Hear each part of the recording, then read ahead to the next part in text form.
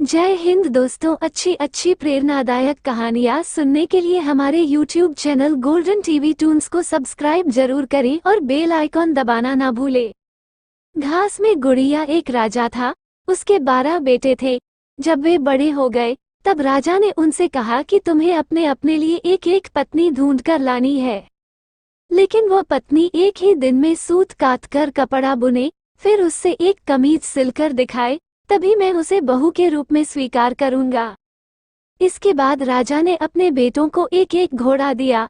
वे सभी अपनी अपनी पत्नी खोजने निकल पड़े। कुछ ही दूर गए थे कि उन्होंने आपस में कहा कि वे अपने छोटे भाई को साथ नहीं ले जाएंगे। 11 भाई अपने छोटे भाई को अकेला छोड़कर चले गए। वो रास्ते में सोचने लगा कि वो आगे जाए या लौट जाए।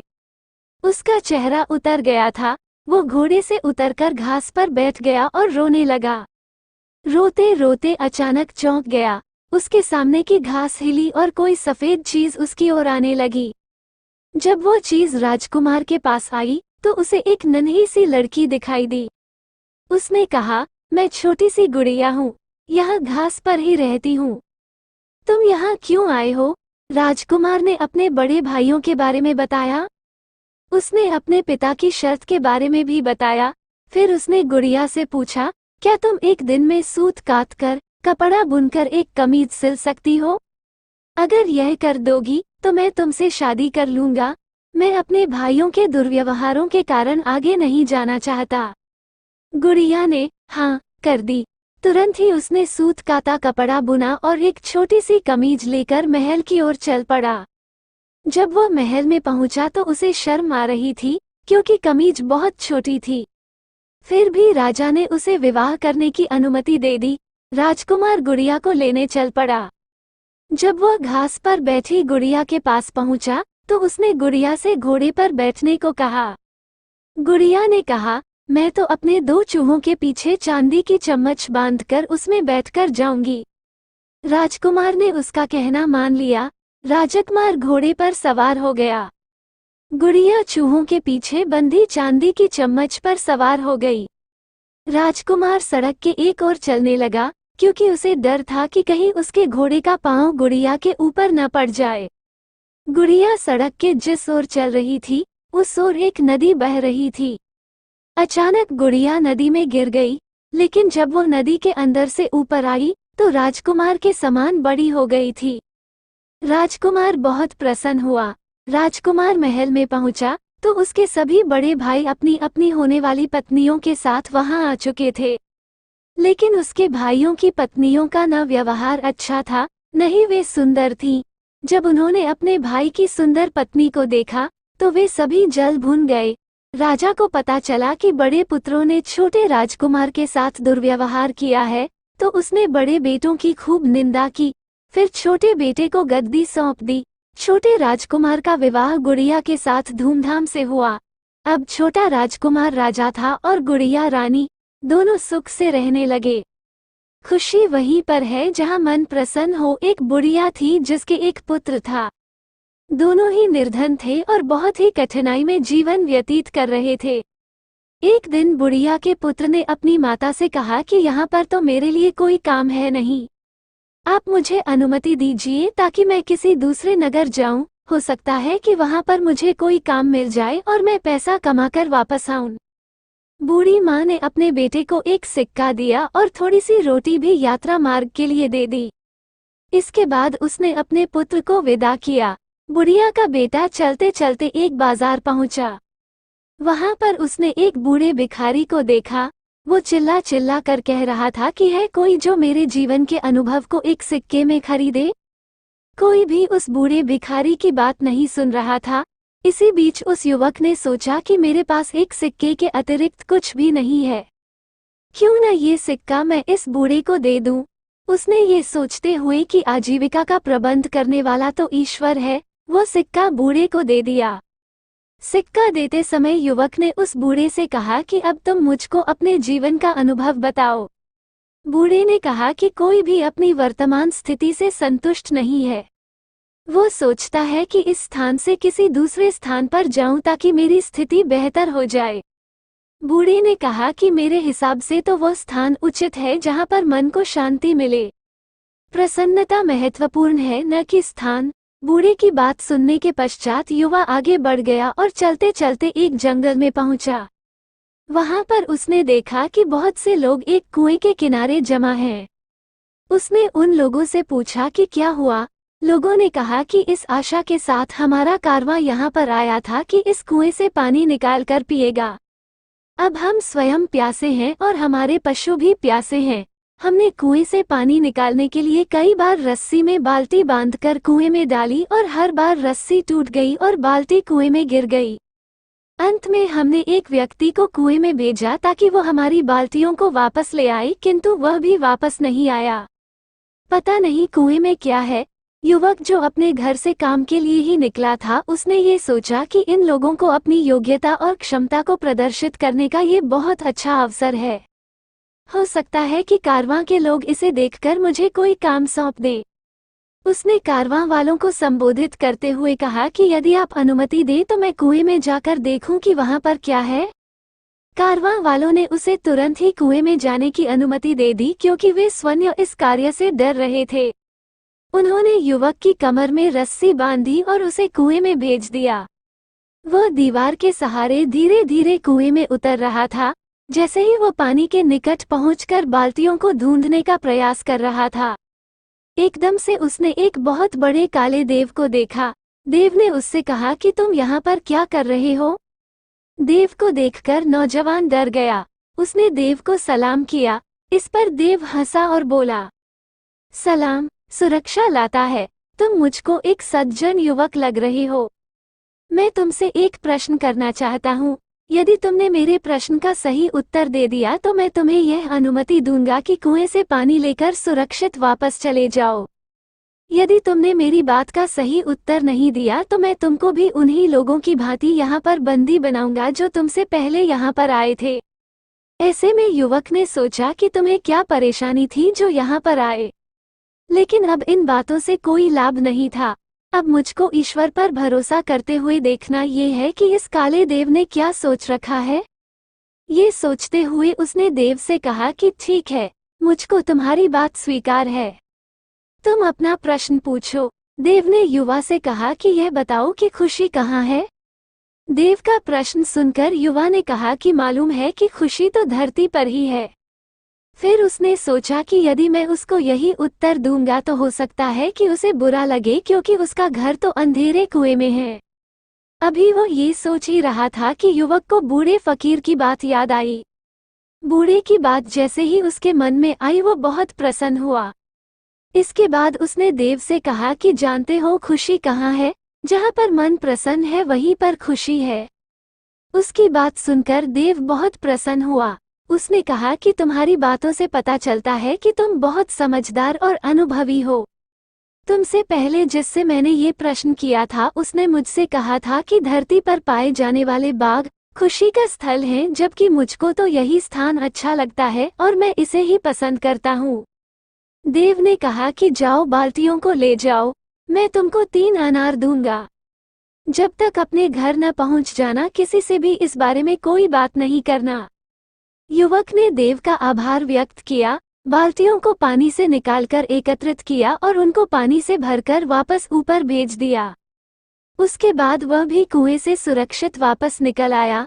बाहर आने के बाद उसने देव की कहानी कारवां वालों को सुनाई, किंतु अनार के बारे में उसने उनसे कुछ भी नहीं कहा। कारवां वालों से उसका आभार व्यक्त किया। फिर युवक कारवां के साथ अपने नगर वापस आ गया। जब वो अपने नगर पहुंचा तो कारवां वालों ने उसे एक गाय और भेड़ उपहार स्वरूप दी। उन्होंने कहा कि हम कुछ समय तक तुम्हारे नगर में रहेंगे। जब हम यहाँ से वापस जाएंगे तो तुम भी हमारे साथ आ सकते हो और हमारे लिए काम कर सकते हो। इसके बाद युवक ने कारवां वालों से विदा ली और अपने घर की ओर चल पड़ा। अपने पुत्र को देखकर उसकी माता बहुत प्रसन्न हुई। उसने कहा कि बहुत अच्छा हुआ कि तुम आ गए। मुझको तो आशा नहीं थी कि तुम इतनी जल्दी वापस आ जाओगे। युवक ने कहा कि ईश्वर ने मेरी सहायता की। अब तक मुझे एक गाय और एक भेड़ उपहार में मिल चुकी है। कुछ दिनों के बाद अब मैं कारवां वालों के साथ उनके नगर जा सकता हूँ और उनके लिए काम कर सकता हूँ। रात को माँ और बेटे ने खाना खाया। माँ थकी हुई थी अतः जल्द सो गई। युवक ने अपनी जेब से एक अनार निकाला और उसका एक टुकड़ा काटा। अनार के दाने बहुत चमक रहे थे जो जगमगाते रत्न की भांति थे। युवक को पता चला कि अनार के दाने बहुमूल्य रत्न हैं। ये जानकर वो बहुत खुश हुआ। वो कारवां के साथ यात्रा पर नहीं गया। उसने कुछ रत्न लिए और उन्हें जाकर बाजार में बेच दिया। उनसे मिलने वाले पैसों से उसने एक दुकान खरीदी और व्यापार आरंभ किया। जब भी लोग किसी ऐसे व्यक्ति को देखते हैं जो अनुपयुक्त स्थान पर रहता हो या उसकी आय कम हो और बड़ी कठिनाइयों में जीवन व्यतीत करता हो, लेकिन इन सब के बावजूद भी वह प्रसन्न हो, तो लोग ये कहावत दोहराते हैं, कुजा खुश अस्त, आंजा के दिल खुश अस्त। अर्थात खुशी वहीं पर है जहां मन प्रसन्न हो। चिड़िया का दाना। एक थी चिड़िया चूं चूं। एक दिन उसे कहीं से दाल का एक दाना मिला। वह गई चक्की के पास और दाना दलने को कहा। कहते कहते ही वह दाना चक्की में जा गिरा। चिड़िया ने दाना मांगा तो चक्की बोली, बढ़ई से चक्की चिरवा ले, अपना दाना वापस पा ले। चिड़िया बढ़ई के पास पहुंची। उसने बढ़ई से कहा, बढ़ई तुम खूंटा चीरो, मेरी दाल वापस ला दो। बढ़ई के पास इतना समय कहाँ था कि वो छोटी सी चिड़िया की बात सुनता। चिड़िया भागी राजा के पास। राजा घिरा बैठा था चापलूसों से। उसने चूं चूं को भगा दिया। वह भागी रानी के पास। रानी सोने की कंघी से बाल बना रही थी। उसने चूं चूं से कहा, भूल जा अपना दाना, आ मैं खिलाऊं तुझको मोती। मोती भी भला खाए जाते हैं। चिड़िया ने सांप से कहा, सांप सांप रानी को डस ले। रानी राजा को नहीं मनाती, राजा बढ़ई को नहीं डांटता, बढ़ई खूंटा नहीं चीरता, मेरी दाल का दाना नहीं मिलता। सांप भी खा पीकर मस्ती में पड़ा था। उसने सुनी अनसुनी कर दी। चूं चूं ने लाठी से कहा, लाठी लाठी तोड़ दे सांप की गर्दन। अरे यह क्या, लाठी तो उसी पर गिरने वाली थी। चूं चूं जान बचाकर भागी आग के पास। आग से बोली, जरा लाठी की ऐंठ निकाल दो, उसे जलाकर कोयला कर दो। आग न मानी। चूं चूं का गुस्सा और भी बढ़ गया। उसने समुद्र से कहा, इतना पानी तेरे पास, जरा बुझा तो इस आग को। समुद्र तो अपनी ही दुनिया में मस्त था। उसकी लहरों के शोर में चूं चूं की आवाज दबकर रह गई। एक हाथी चूं चूं का दोस्त था मोटूमल। वह भागी भागी पहुंची उसके पास। मोटूमल ससुराल जाने की तैयारी में था। उसने तो चूं चूं की राम राम का जवाब तक न दिया। तब चूं चूं को अपनी सहेली चींटी रानी की याद आई। कहते हैं कि मुसीबत के समय दोस्त ही काम में आते हैं। चींटी रानी ने चूं चूं को पानी पिलाया और अपनी सेना के साथ चल पड़ी। मोटूमल इतनी चींटियों को देखकर डर गया और बोला, हमें मारे वारे न कोई, हम तो समुद्र सोखब लोए। मुझे मत मारो, मैं अभी समुद्र को सुखाता हूँ। इसी तरह समुद्र डरकर बोला, हमें सोखे वोखे न कोई, हम तो आग बुझाए वे लोए। और देखते ही देखते सभी सीधे हो गए। आग ने लाठी को धमकाया। लाठी सांप पर लपकी। सांप रानी को काटने दौड़ा। रानी ने राजा को समझाया। राजा ने बढ़ई को डांटा। बढ़ई आरी लेकर दौड़ा। अब तो चक्की के होश उड़ गए। छोटी सी चूं चूं ने अपनी हिम्मत के बल पर इतने लोगों को झुका दिया। चक्की आरी देखकर चिल्लाई, हमें चीरे वीरे न कोई, हम तो दाना उगलने लोए। मुझे मत चीरो, मैं अभी दाना उगल देती हूँ। चूं चूं चिड़िया ने अपना दाना लिया और फुर से उड़ गई। करम का फल एक लड़की थी। वो बड़ी सुंदर थी। शरीर उसका पतला था। रंग गोरा था। मुखड़ा गोल था। बड़ी बड़ी आंखें कटी हुई अंबियों जैसी थी। लंबे लंबे काले काले बाल थे। वो बड़ा मीठा बोलती थी। धीरे धीरे वो बड़ी हो गई। उसके पिता ने कुल के पुरोहित तथा नाई से वर की खोज करने को कहा। उन दानों ने मिलकर एक वर तलाश किया। न लड़की ने होने वाले दूल्हे को देखा, न दूल्हे ने होने वाली दुल्हन को। धूमधाम से उनका विवाह हो गया। जब पहली बार लड़की ने पति को देखा तो उसकी बदसूरत शक्ल को देखकर वो बड़ी दुखी हुई। इसके विपरीत लड़का सुंदर लड़की को देखकर फूला न समाया। रात होती तो लड़की की सास दूध औटाकर उसमें गुड़ या शक्कर मिलाकर बहू को कटोरा थमा देती और कहती, जा अपने लाड़े पति को पिला आ। वो कटोरा हाथ में लेकर पति के पास जाती और बिना कुछ बोले चुपचाप खड़ी हो जाती। उसका पति दूध का कटोरा ले लेता और पी जाता। इस तरह कई दिन बीत गए। हर रोज ऐसे ही होता। एक दिन उसका पति सोचने लगा, आखिर यह बोलती क्यों नहीं। उसने निश्चय किया कि आज इसे बुलवाए बिना मानूंगा नहीं। जब तक ये कहेगी नहीं कि लो दूध पी लो, मैं इसके हाथ से कटोरा नहीं लूंगा। उस दिन रात को जब वो दूध लेकर उसके पास खड़ी हुई तो वो चुपचाप लेटा रहा। उसने कटोरा नहीं थामा। पत्नी भी कटोरे को हाथ में पकड़े खड़ी रही, कुछ बोली नहीं। बेचारी सारी रात खड़ी रही, मगर उसने मुंह नहीं खोला। उस हठीले आदमी ने भी दूध का कटोरा नहीं लिया। सुबह होने को हुई तो पति ने सोचा, इस बेचारी ने मेरे लिए कितना कष्ट सहा है। यह मेरे साथ रहकर प्रसन्न नहीं है। इसे अपने पास रखना इसके साथ घोर अन्याय करना है। इसके बाद वो उसे उसके पीहर छोड़ आया। बेचारी वहां भी प्रसन्न कैसे रहती। वो मन मन ही कुढ़ती। वो घुटकर मरने लगी। उसे कोई बीमारी न थी। वो बाहर से एकदम ठीक लगती थी। माता पिता को उसके विचित्र रोग की चिंता होने लगी। वे बहुत से वैद्यों और ज्योतिषियों के पास गए, पर किसी की समझ में उसका रोग नहीं आया। अंत में एक बड़े ज्योतिषी ने लड़की के रंग रूप और चाल ढाल को देखकर असली बात जान ली। उसने उसके हाथ की रेखाएं देखी। ज्योतिषी ने बताया, बेटी, पिछले जन्म में तूने जैसे कर्म किए थे, तुझे ठीक वैसा ही फल मिल रहा है। इसमें न तेरा दोष है न तेरे पति का। तेरे पति ने पिछले जन्म में सफेद मोतियों का दान किया था और तूने ढेर सारे काले उड़द मांगने वालों की झोलियों में डाले थे। सफेद मोतियों के दान के फल से तेरे पति को सुंदर पत्नी मिली है और तुझे उड़दों जैसा बदसूरत आदमी मिला है। ऐसी हालत में तेरे लिए यही अच्छा है कि तू अपने पति के घर चली जा और मन में किसी भी प्रकार की बुरी भावना लाए बिना उसी से संतोष कर जो तुझे मिला है, और आगे के लिए खूब अच्छे अच्छे काम कर। उसका फल तुझे अगले जन्म में अवश्य मिलेगा। ज्योतिषी की बात उस लड़की की समझ में आ गई और वो खुश होकर अपने पति के पास चली गई। वे लोग आनंद से रहने लगे। बदी का फल किसी गांव में दो मित्र रहते थे। बचपन से उनमें बड़ी घनिष्ठता थी। उनमें से एक का नाम था पापबुद्धि और दूसरे का धर्मबुद्धि। पापबुद्धि पाप के काम करने में हिचकिचाता नहीं था। कोई भी ऐसा दिन नहीं जाता था जबकि वह कोई न कोई पाप नहीं करे, यहाँ तक कि वो अपने सगे संबंधियों के साथ भी बुरा व्यवहार करने में नहीं चूकता था। दूसरा मित्र धर्मबुद्धि सदा अच्छे अच्छे काम किया करता था। वो अपने मित्रों की कठिनाइयों को दूर करने के लिए तन मन धन से पूरा प्रयत्न करता था। वो अपने चरित्र के कारण प्रसिद्ध था। धर्मबुद्धि को अपने बड़े परिवार का पालन पोषण करना पड़ता था। वो बड़ी कठिनाइयों से धनोपार्जन करता था। एक दिन पापबुद्धि ने धर्मबुद्धि के पास जाकर कहा, मित्र, तूने अब तक किसी दूसरे स्थानों की यात्रा नहीं की, इसलिए तुझे और किसी स्थान की कुछ भी जानकारी नहीं है।